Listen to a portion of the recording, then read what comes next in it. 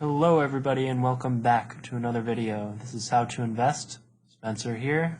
Today's video is on Harvest Health and Recreation. I got another one because I got way more views than I would have ever expected on the first one. Even more than the Tesla one, which I thought was quite interesting. And this one will be on a little bit deeper dive into their financials and market capitalization. This is another stock that I think will personally double pretty quickly. I know I just posted one on Playboy. If you haven't seen that one, please check it out. But I posted that one tonight too. And I said that one will probably double fairly quickly, in my opinion. Of course, this is not financial advice. I'm not a professional. Just want to get that out there. Disclaimer. But let's get right into it. Making a pretty good upward move today. 8%, was up over 10% at one point.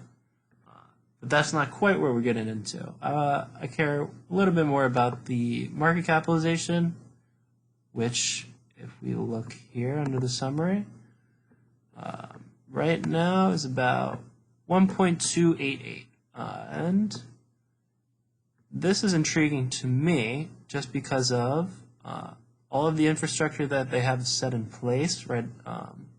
I described some of this in my previous video. Some of this being just the amount of facilities that they have.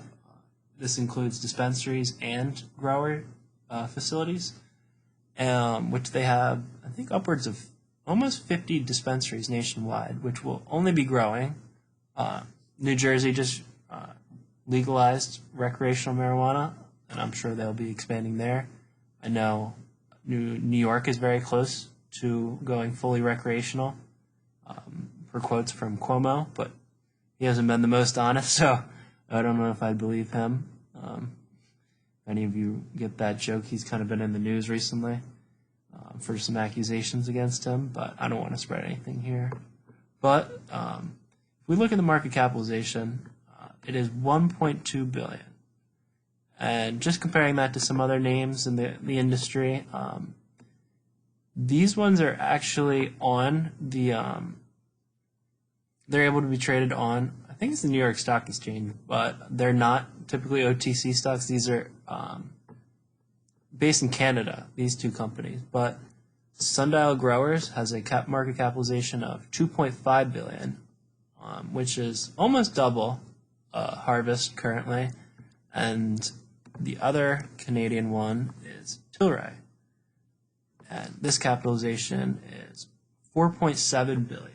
Now, these companies are a little bit different because they are more widely available because they're able to be traded on more platforms such as Robinhood, Webull, a lot of the retail investors, which are kind of the main investors when people think of hot stocks. So if you're looking for a place to buy this, you can go on any app that allows OTC trading, which is over the counter. Which usually just means directly from the company. You're buying the stock from the company. There's no middlemen. And it's usually for smaller companies or companies that are not typically legal and can't access banking. In this case, the marijuana field, because it is not federally legal yet, which is another bullish point that I had about this company. Once this company is able to be listed on the New York Stock Exchange or not being considered an OTC stock, this will definitely boom. So waiting for federal legalization, like a bunch of companies in the United States, but I think this one will specifically have quite a bit of upside. So if we get into the balance sheet, let's start at page 1 here. I had a couple interesting points I wanted to point out. And so if we look here, their total assets have gone up pretty drastically over the past year. And total liabilities are also going up, but not as much, which is good.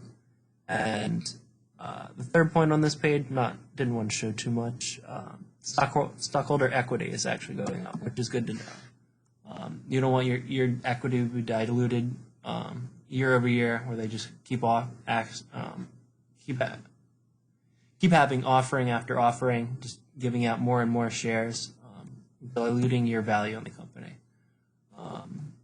So on this page, I just wanted to look at revenue, net of discounts, has almost doubled year over year and has more than doubled for the 9 months, for the quarter, and then it's more than doubled for the 9 months. If we look at cost of goods sold, it is up almost 50%, over 50%, and then for the year, a little over, or a little under 100%, not quite. If we look at expenses, they're actually going down quite drastically, almost at a 50% clip, which is pretty good. Always good to get your expenses down and become more efficient. And is there anything else I want to see on this page?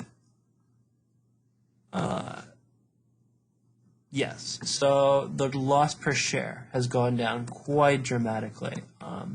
I know this time last year they were trying to expand. They were making acquisitions and making new leases just for dispensary locations.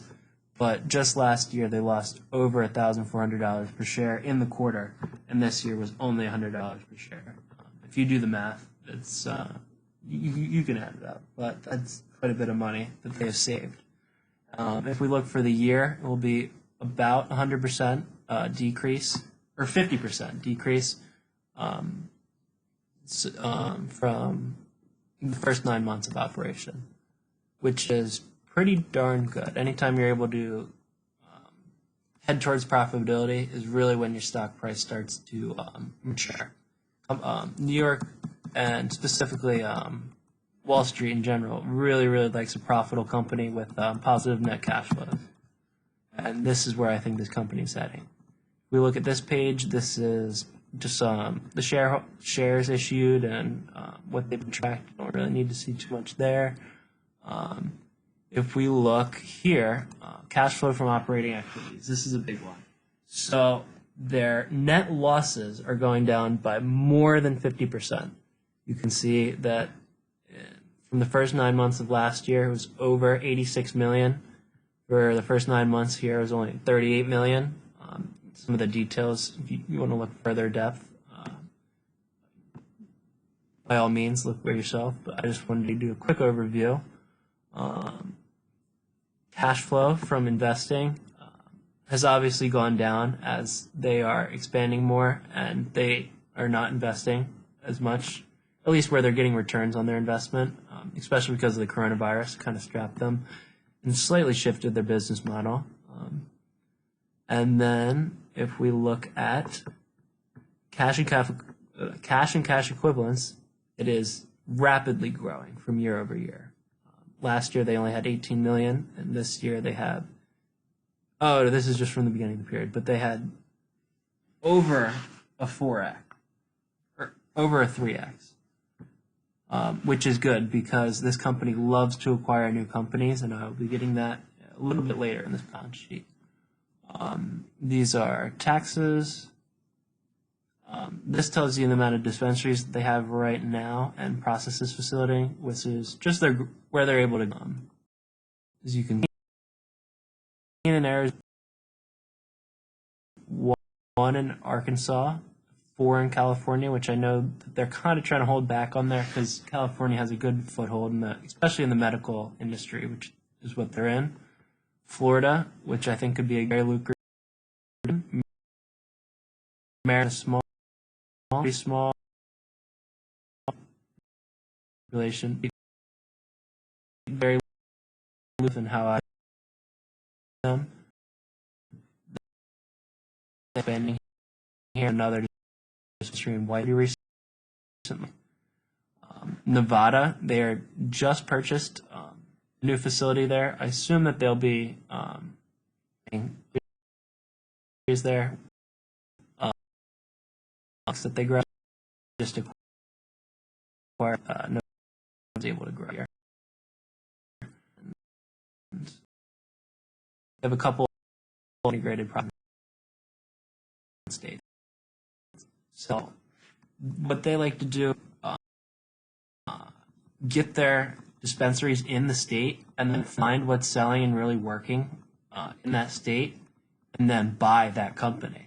And that is why it's so important that they are stacking up cash like you saw in that last page. Just some a lot of words we don't really need to worry about. We're really looking at the numbers here. Revenue, you can see here, they don't have it for just the quarter, but they have revenue here, and you can see that expenses are drastically going down again. Accounts receivable, this is debt owed to the company. Inventory is a big one. They are drastically stacking up inventory and stockpiling assets, which in this case is product in form of flour, wax, edibles. And then the biological assets would be the physical plants themselves, like the mothers or anything in the grow facility. This is notes receivable, just debt that is owed to the company. These are property, plant, and equipment expenses. You can see that they have slightly increased because they are expanding as a company, and they're getting more and more facilities each month, basically. I was going to say year, but they're expanding quicker than that. Leases, you can see that their lease prices have increased just because they have more facilities that they have to operate, which is listed here. We get down. This is probably the most important page, I would say, on the whole balance sheet. So in the first 9 months of 2020, they made 4 acquisitions. And in my opinion, all 4 of these were great acquisitions. So you can see that they paid $36 million for Green Mart, around $30 million for ICG, around $40 million for AZNS, and around $37 million for Franklin Labs, costing them over $140 million, which for a pretty small company, they only have a slightly over $1 billion market cap, is a lot to be spending on mergers and acquisitions, which just means that they're pretty on top of their expenses and can maintain a pretty good balance sheet rapidly, which is bullish on this, and think that it will 2x, if not much more, over the coming years. So if we go even further, I think it will tell you what these acquisitions were. So Green Mart of Nevada, that is the growing facility I was talking about, and I believe that they will be expanding retail facilities of none. And then get any info Green Mart, I tried to Google it, but I couldn't much about it. This one, which more of a position trying to get where their goals were headed and how to get there. They kind of helped them realize what they wanted to do and how to get there towards profitability. They actually sold this company after acquiring it for a profit, but I was really surprised about this. This one kind of was the one I didn't really quite understand at first, but then quickly realized how good of an acquisition it was for them. So what I think that they did, now this is not disclosed information or anything, this is just my guess. They were partially involved in California and were trying to expand there. But I think they helped them realize that quite wasn't their path to profitability and wasn't their best avenue for success. And they went in the right direction, a lot of just areas to be more efficient as a company. But they actually sold that to High Times, which is a pretty popular newspaper, not newspaper, a magazine. And you can see here that they sold it for $67 million, so over a double profit, which is pretty shrewd investing by them, if I do say so myself. So I love to see that from a management team. Franklin Labs, probably, if I had mine, just Pennsylvania, where they're a growing facility, and they grow the best flour in the state of Pennsylvania. I'll say it myself. I'm a user. I partake. I'll put that out there. And in my opinion, and anyone that the medical would they product on the always fantastic one.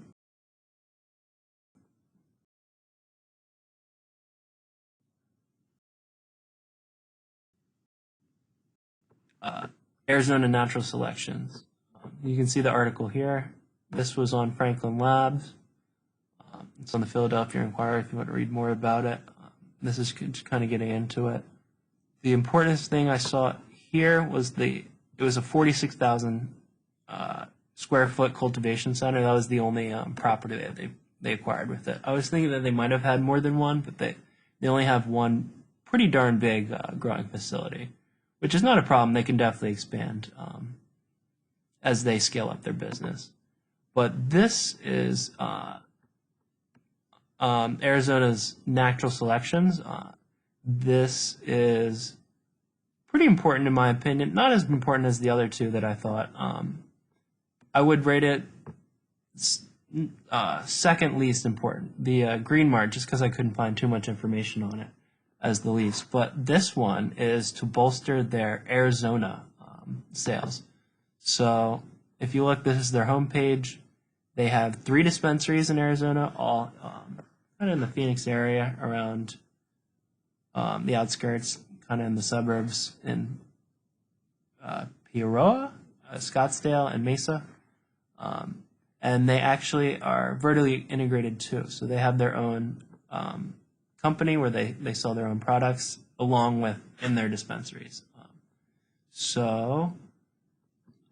This was just kind of trying to make, not a monopoly, but to get towards monopoly status in Arizona for medical marijuana. Because if we look back at the balance sheet, we can see that they already have, where was it? There's 8 Arizona. And they're only expanding. I think they will get bigger. So they get into everything in the market and get a stranglehold.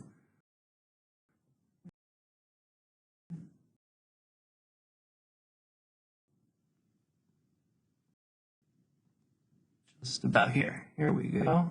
So the next thing I wanted to get into was these are the assets and goodwill. No payable, so this is their debt that they have to pay down. We look here, it is increasing, but potentially fine rate. This company is rapidly expanding, so I would expect their debt to increase. Nothing wrong with it, and it's nothing that's unmanageable. It's only $200 million, which may seem like a lot to some people, but this company, I think, will be able to pay it over the long term. Otherwise, I wouldn't be investing in this. Getting down to the final pages here, some of the not the options that you may think of. These are options that they are paying for their workers. There are 2 types of stock options.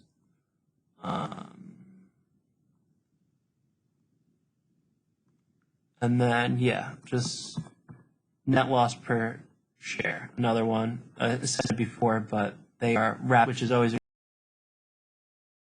a company. Probably the best time to invest in a company. When a company is becoming profitable, when they weren't, especially when they were extremely unprofitable, and they go to becoming profitable, and then people can improve profit.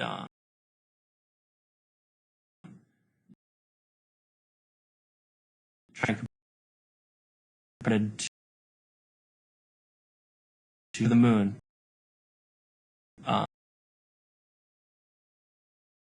Profitable. And